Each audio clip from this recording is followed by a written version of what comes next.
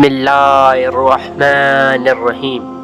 السلام علیکم پیارے ناظرین، آج میں آپ کے ساتھ حضرت رابعہ بصری رضی اللہ عنہا کی زندگی کا بہت ہی خوبصورت واقعہ پیش کرنے جا رہا ہوں اور امید کرتا ہوں آپ کو یہ تحریر پسند آئے گی۔ بصرہ میں حضرت رابعہ بصری کے حسن و جمال کی دھوم مچی ہوئی تھی، لیکن جوانی کے یہ دن انہوں نے اللہ تعالیٰ کی عبادت میں گزار دیے۔ حضرت رابعہ بصری کی اللہ تعالیٰ سے محبت اور عبادت سے آپ کے چہرے پر حسن تھا کہ دیکھنے والوں کی نظریں آپ کے چہرے کا نور دیکھ کر خود بخود جھک جاتی تھی۔ اسی زمانے میں ایک نوجوان نے ان کو قبرستان میں چاند کی طرح چمکتے ہوئے دیکھا۔ وہ نوجوان حضرت رابعہ بصری کو کوئی اور مخلوق سمجھ کر وہاں سے بھاگ نکلا، لیکن اگلے ہی دن جب اس کو وہ چہرہ بصرہ کی بازار میں نظر آیا تو اپنی عقل کو کھو بیٹھا اور رات دن اسی چہرے کے تصور میں رہنے لگا۔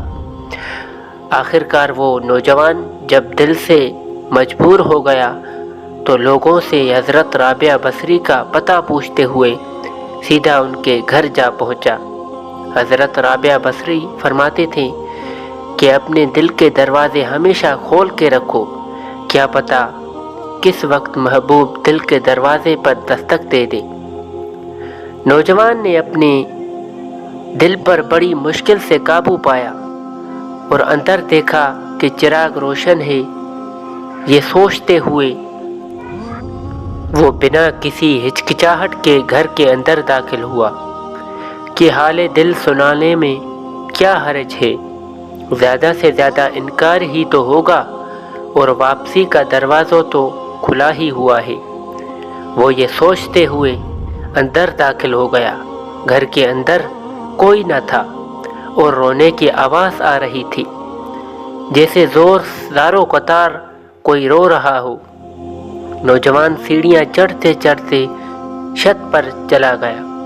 حضرت رابعہ بصری عشاء کی نماز ادا کرنے کے بعد ثناءخوانی میں مصروف تھی۔ اے میرے رب، سارے ستارے روشن ہو گئے، لوگ سب سو گئے، بادشاہوں نے دروازے بند کر لیے اور محبوب اپنے محبوب سے ملنے کو بےتاب ہے اور میں تیرے سامنے کھڑی ہوں۔ اور یہ سنتے ہی نوجوان پر سخت طاری ہو گیا۔ اسی وقت حضرت رابعہ بصری نے پلٹ کر اس کو ایسی نظروں سے دیکھا کہ اس کی زبان گونگی ہو گئی۔ حضرت رابعہ بصری نے اس کے پاس آ کر پوچھا، اچھا کیا تم مجھ سے شادی کرنے کی درخواست لے کر آئے ہو؟ اسے اس نوجوان نے ہاتھ کا اشارہ کرتے ہوئے کہا کہ وہ بول نہیں سکتا۔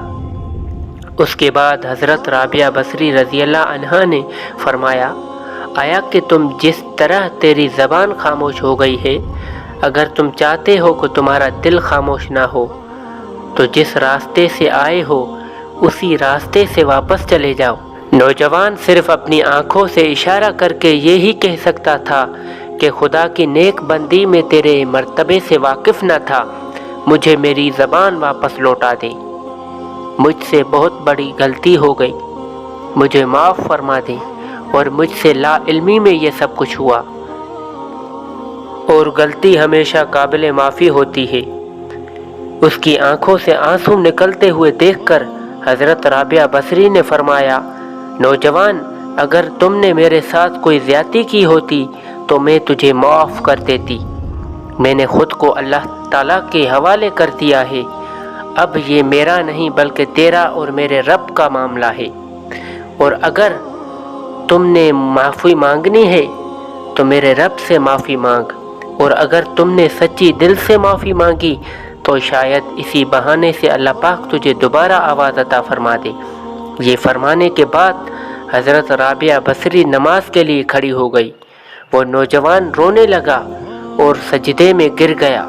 سجدے کی حالت میں ہی وہ بے ہوش ہو گیا اور جب ہوش آیا تو زبان واپس بولنے لگ گئی اور توبہ توبہ کر رہی تھی۔ شاعر نے بھی کیا خوب کہا ہے، زبان ولی میں وہ تاثیر دیکھی بدلتی ہوئی ہزاروں کی تقدیر دیکھی۔